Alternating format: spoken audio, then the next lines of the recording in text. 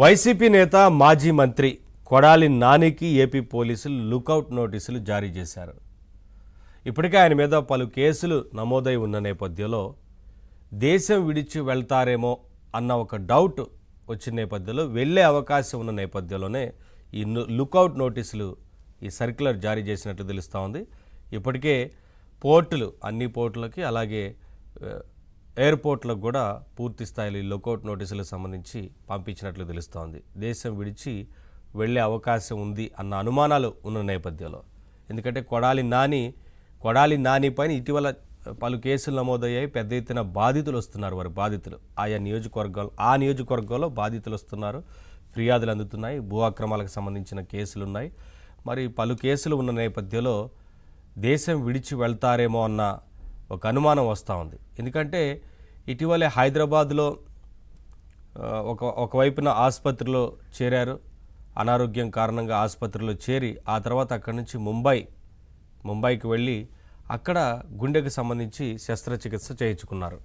ఆ తర్వాత మరి అదే పేరుతోని దేశం విడిచి వెళ్లేందుకు అవకాశం ఉందేమో అన్న అనుమానాలు వచ్చాయి.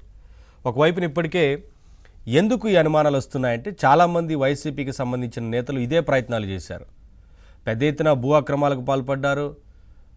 బాధితులు బయటకు వచ్చి ఫిర్యాదులు చేస్తున్నారు. కేసులు నమోదవుతున్నాయి.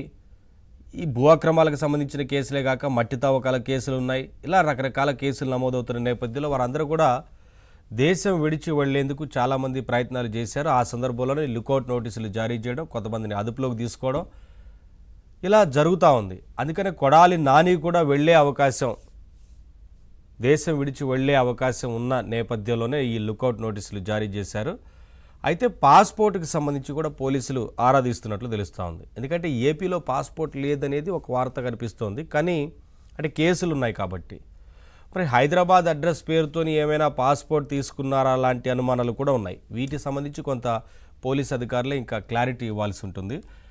ఇప్పటికే బాధితులైతే పెద్ద ఎత్తున మరి ఫిర్యాదులు వచ్చిన నేపథ్యంలో ఆ తర్వాత ఈ కేసులకు సంబంధించి ఏం జరుగుతుంది అనేది కొంత అందరూ ఎదురు చూస్తున్నారు. ఎందుకంటే కొడాలి నాని వ్యవహార శైలి అందరికీ తెలుసు. గతంలో ఏ రకంగా మాట్లాడేవారు, ఇష్టారీతిన మాట్లాడేవారు. వారి నోటికి ఏది అనిపిస్తే అది చెప్తూ వచ్చేవారు. అంటే కనీసం మనం ఎవరం కూడా వినలేని భాషని వాడుతూ ఉండేవారు. కాబట్టి కొంతమంది అంటే ఆటోమేటిక్గా ఆ నియోజకవర్గంలో చాలామంది భాష గురించి కాకపోయినా వారి అనుచరులు పెట్టిన ఇబ్బందులు చాలా ఉన్నాయి. అందుకనే కేసులు నమోదయ్యాయి వరుసగా.